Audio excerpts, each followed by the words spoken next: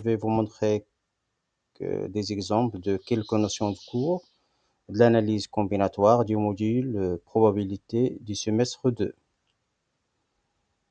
Considérons un ensemble E constitué des éléments suivants.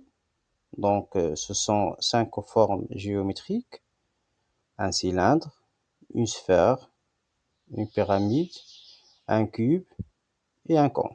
Ce sont donc 5 éléments et donc le cardinal de E égale à 5.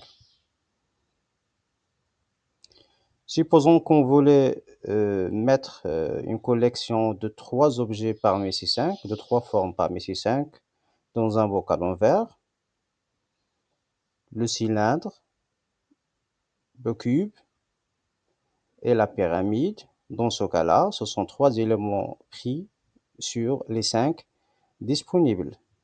On aura donc une image, c'est une forme, c'est une configuration, c'est une collection à part, formée de la pyramide, du cylindre et du cube.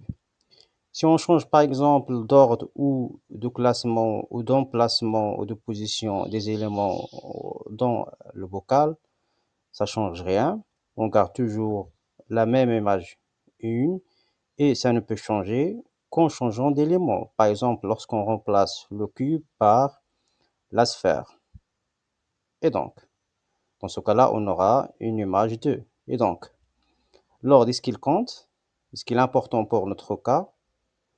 Non. Donc, l'ordre, le changement de position ou de placement ne change rien. Est-ce qu'on a utilisé les 5 éléments, l'ensemble E? Encore une fois, non. Il s'agit donc d'une combinaison. Pour notre cas, c'est une combinaison sans répétition. Donc, il n'y a aucun élément qui s'est répété plusieurs fois. Le nombre de combinaisons possibles, c'est le CP sur N. C'est une formule déjà vue au cours. C'est le N factoriel divisé par P factoriel fois N moins P factoriel. Pour notre cas, le N égale à 5, le P égale à 3. Et donc, application numérique, le nombre de combinaisons possibles égale à 10.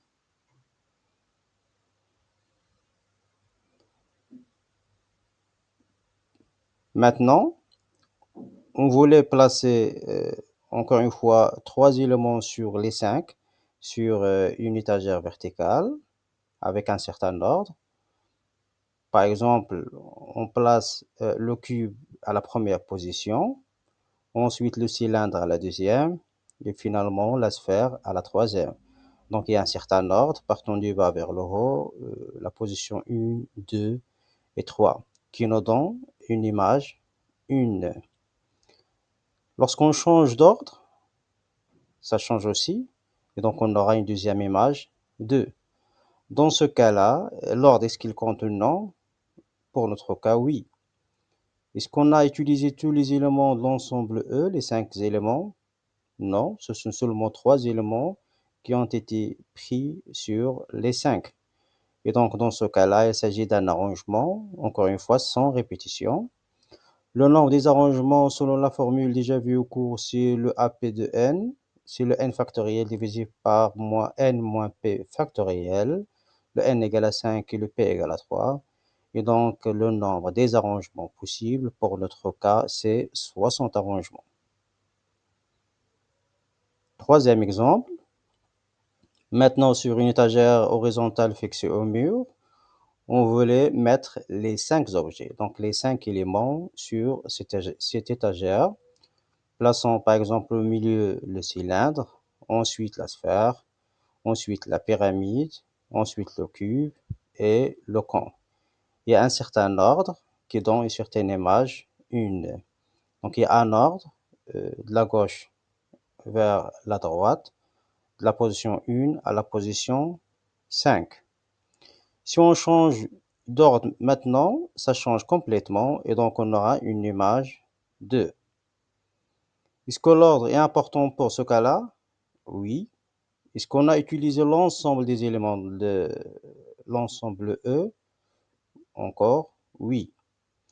Donc il s'agit d'une forme combinatoire appelée permutation, encore une fois sans répétition.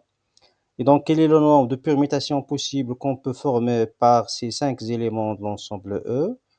Application numérique de la formule n factoriel, le n égale à 5, et donc le nombre de permutations possibles qu'on peut former par ces 5 éléments, c'est 120 permutations possibles. Et merci pour votre attention. Pour d'autres éléments de cours, pour d'autres notions de cours, mais également des exercices, des corrigés d'exercices, des tests d'auto-évaluation et des modèles d'examen des années antérieures, vous pouvez les trouver sur le site pédagogique au lien edmanhassan.uiz.ac.ma. Et merci.